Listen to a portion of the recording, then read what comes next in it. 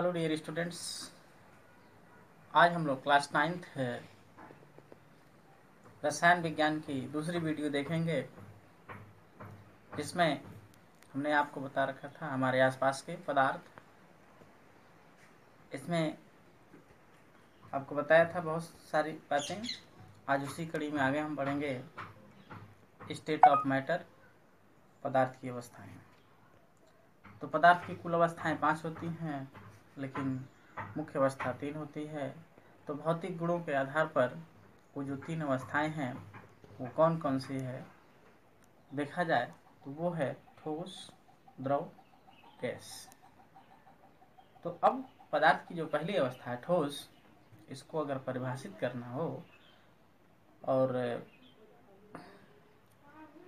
जैसा कि इसको हमने पहले वाली वीडियो में बता रखा था, पदार्थ की अवस्थाएं ठोस। तो ठोस के बारे में हम लोगों ने बहुत कुछ सीखा। आज यहाँ पे हम लोग उसकी प्रॉपर्टीज को सीखेंगे। ठोस किसे कहते हैं आप जानते हैं, पूर्व की कक्षाओं में भी जानते हैं आप। तो परिभाषा की अगर हम बात करें, किसी भी द्रव्य की वह अवस्था जिसका आकार, आयतन, द्रव्यमान तीनों निश्चित होता है, उसको हम ठोस कहते हैं। अब ठोस के अगर गुण की बात करें तो ठोस कठोर होता है, मजबूत होता है, आयतन निश्चित होता है, द्रव्यमान निश्चित होता है, प्रबल आकर्षण बल होता है। तो ये सारी जो प्रॉपर्टीज होती हैं ये इसके गुणों में आ जाती हैं। ठीक है।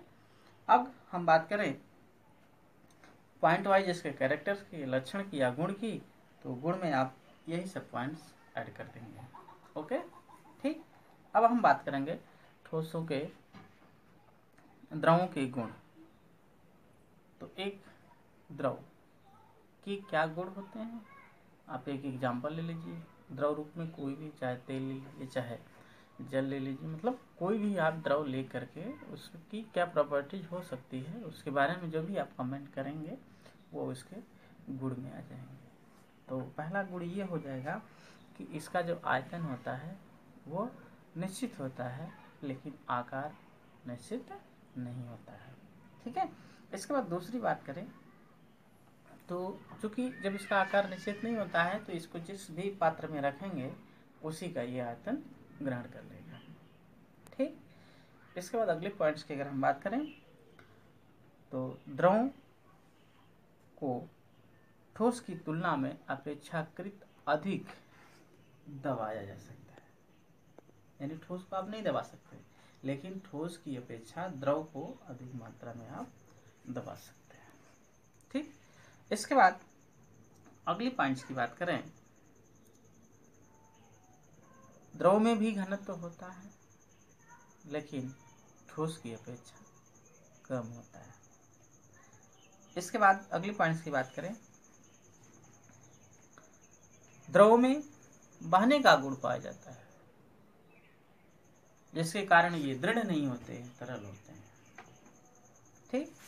इसके बाद अगली पॉइंट्स की अगर हम बात करें, जो तीसरी जो अवस्था है वो है गैस। गैस सभी लोग जानते हैं, गैस की क्या प्रॉपर्टीज हो सकती है, आप खुद इसको लिख सकते हैं। फिर भी पॉइंट वाइज की बात करें तो द्रव्य की वह अवस्था जिसका न तो आकार होता है, न तो द्रव्यमान होता है, न तो आयतन, कोई भी निश्चित नहीं होता है, तो इसको हम क्या कहते हैं, गैस कहते हैं। ठीक है। इसके गुणों की बात करें, गैसों का ना तो आयतन, ना तो द्रव्यमान निश्चित होता है, और ना ही आकार, बल्कि जिस पात्र में रखा जाता है ये उसी पात्र का आकार और आयतन ग्रहण कर लेता है। ठीक। इसके बाद दूसरी पॉइंट्स की बात करें, दूसरा पॉइंट है कि इसको ठोस और द्रव दोनों की अपेक्षा अधिक दबाया जा सकता है। ठीक है। घनत्व की बात करें तो ठोस, द्रव दोनों की अपेक्षा इसका घनत्व जो होता है वो बहुत कम होता है। ठीक। इसके बाद अगली पॉइंट्स की बात करें तो अगला पॉइंट्स ये निकल के आता है, गैसों में अत्यधिक तरलता का गुण पाया जाता है।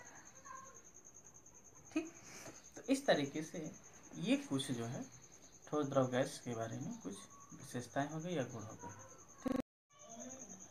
बात करेंगे हम ठोस द्रव गैस तीनों में विभिन्नता की बात करेंगे। तो ठोस द्रव गैस तीनों में विभिन्नता देखा जाए में ही इसकी विभिन्नता नहीं है, तो सिर्फ आपको बारीकी से अध्ययन करना होगा।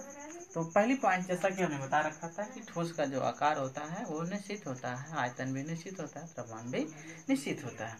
इसमें हमने बताया कि इसका जो आकार होता है वो निश्चित नहीं होता है और इसका कुछ भी नहीं स्थित नहीं होता है।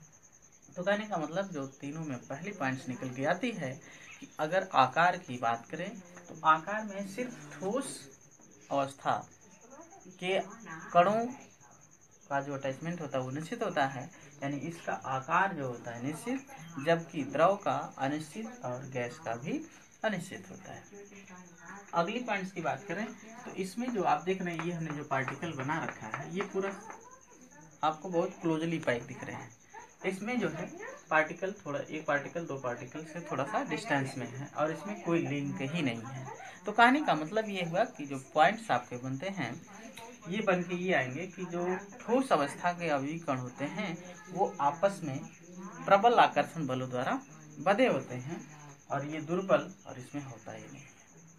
ठीक, इसके बाद तीसरी पॉइंट में ये होता है कि इसमें जो रिक्त स्थान होते हैं वो अति अल्प होते हैं। इसमें रिक्त स्थान ठोस की अपेक्षा अधिक होते हैं और इसमें बहुत ज्यादा सबसे अधिक गैस में होता है। ठीक है, इसके बाद अगली पॉइंट्स की अगर हम बात करें तो इसका जो द्रव्यमान होता है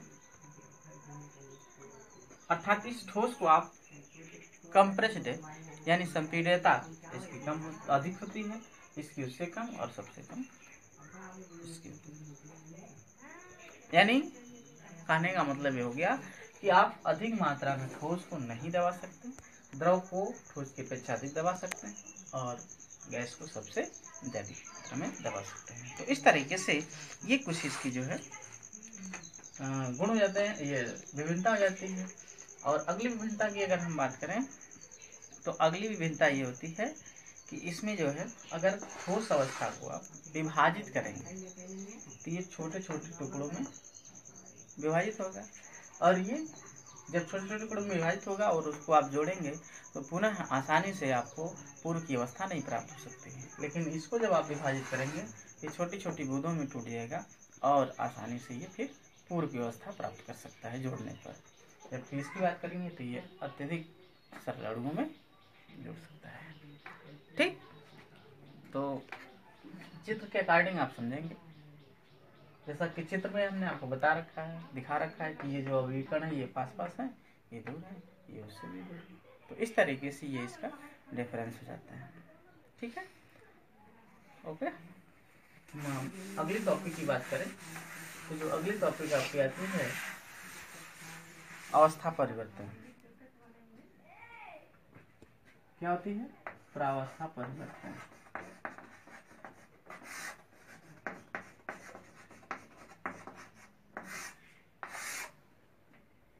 प्रावस्था परिवर्तन की बात करें तो ये हो गया ठोस, ये हो गया। तो हम बात करेंगे अवस्था परिवर्तन की, प्रावस्था परिवर्तन। तो एक अवस्था से दूसरी अवस्था में जो परिवर्तन होता है तो उन परिवर्तनों का अध्ययन जिस माध्यम से या जिस के अंतर्गत करते हैं उसे हम प्रावस्था परिवर्तन कहते हैं। यानी पूर्व की अवस्था से अब तक की अवस्था का अध्ययन प्रावस्था परिवर्तन कहलाता है। ठीक है, अब इन प्रावस्था परिवर्तनों में हम देखें तो हमको एक अवस्था से दूसरी अवस्था, दूसरी अवस्था से तीसरी अवस्था, या पहली अवस्था से तीसरी अवस्था, तीसरी अवस्था से पहली अवस्था, दूसरी अवस्था से पहली अवस्था, दूसरी अवस्था से तीसरी अवस्था, तो ऐसे करके जब हम परिवर्तनों का अध्ययन करेंगे तो उसको हम प्रावस्था परिवर्तन कहेंगे। ठीक है, तो आइए देखते हैं। अब यहाँ पे हमें एक डायग्राम बनाया है। इसमें आप देखिए ठोस अवस्था, द्रवावस्था, द्रवावस्था से गैस अवस्था, फिर गैस अवस्था से द्रवावस्था, द्रवावस्था से ठोस अवस्था, या फिर ठोस से सीधे गैस अवस्था में। तो इस तरीके से हम देखें, अगर हम एग्जाम्पल ले लें, जैसे आप आइस ले लीजिए, बर्फ, क्या ले लीजिए, बर्फ। अब बर्फ को आप ठंडे स्थान पर रखिए, ठीक। इसमें इसके बाद उसमें थर्मामीटर लगा दीजिए, तापमान नोट कर लीजिए। फिर इसके बाद नीचे से उसको धीरे धीरे गर्म करिए। तो जब गर्म करेंगे तो देखेंगे ये कि जो बर्फ होती है वो धीरे धीरे पिघलना शुरू होती है, यानी ठोस अवस्था धीरे धीरे द्रव अवस्था में परिवर्तित हो रही है। तो जब परिवर्तन हो जाए ठोस का द्रव में, तो उस समय आप देखेंगे कहीं ना कहीं पूर्व की अवस्था से अब की अवस्था में तापमान इंक्रीज और डिक्रीज है, यानी ठोस का तापमान कम और गैस द्रव का तापमान अधिक होगा। तो कहने का मतलब ये हो गया कि हम तापमान यानी ताप के अंतर के कारण अवस्था परिवर्तन देख लेते हैं। तो अब एक अवस्था से दूसरी अवस्था, दूसरी अवस्था से पहली अवस्था, पहली अवस्था से तीसरी अवस्था, तीसरी अवस्था से दूसरी अवस्था, तो ये जो चेंजिंग हो रहा है, इसमें जो परिवर्तन हो रहे हैं, उन परिवर्तनों को हम क्या क्या नाम दे सकते हैं। तो उन नाम को अगर हम देखें, तो जब कोई ठोस जिस निश्चित ताप पर पिघलता है, तो उसको हम क्या कहते हैं, गलन। ठीक है, जिस निश्चित ताप पर कोई द्रव, ये कोई ठोस द्रव में परिवर्तित होता हुआ निश्चित ताप, उसका क्या कहलाता है, गलनांक। ठीक। अब द्रव को जब हम गर्म करेंगे तो धीरे धीरे वो किसमें परिवर्तित होगा, वाष्प में परिवर्तित होगा। तो जिस निश्चित ताप पर कोई द्रव गैस में परिवर्तित होता है, तो उसको हम क्या कहते हैं, वाष्पीकरण कहते हैं। जिस निश्चित ताप पर कोई द्रव गैस में परिवर्तित होता है, तो उसको हम क्या कहते हैं, वाष्पीकरण कहते हैं। ठीक। इसके बाद अगर हम बात करें कि कुछ ऐसे भी ठोस होते हैं जिसको गर्म करने पर वो द्रव में ना परिवर्तित होकर के सीधे गैस अवस्था में परिवर्तित होता है। इसको हम क्या कहते हैं, ऊर्ध्वपातन कहते हैं। ठीक। अब हम बात करें, ठोस से द्रव में आया तो गलनांक हो गया, द्रव से जब गैस में गया तो वाष्पीकरण हो गया, फिर ठोस से जब गैस में आया तो ऊर्ध्वपातन हो गया। अब हम गैस ले लें। गैस को जब हम तापमान डिक्रीज करते हैं, गैस का जब तापमान डिक्रीज करते हैं, तो हम ये देखते हैं कि वह संघनित होकर के छोटी छोटी बूंदों के रूप में होता है, और फिर लास्ट में हमारा क्या बन जाता है, द्रव बन जाता है। तो जिस निश्चित ताप पर कोई भी गैस द्रवित होकर के या संघनित होकर के द्रव रूप में परिवर्तित होती है, तो उसको हम द्रवीकरण कहते हैं या फिर संघनन कहते हैं। ठीक है। अब इसके बाद बात करेंगे द्रव से ठोस की। तो जिस निश्चित ताप पर कोई भी द्रव इसमें ठोस में परिवर्तित होता है, तो उस क्रिया को हम क्या कहते हैं, हिमांक या फिर हिमीकरण। ठीक है। एग्जाम्पल्स की अगर हम बात करें, तो एग्जाम्पल्स में आप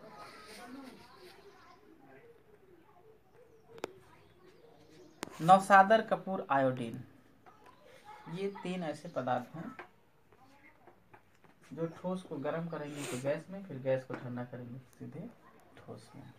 नौसादर, कपूर और आयोडीन ठोस से द्रव में आएंगे।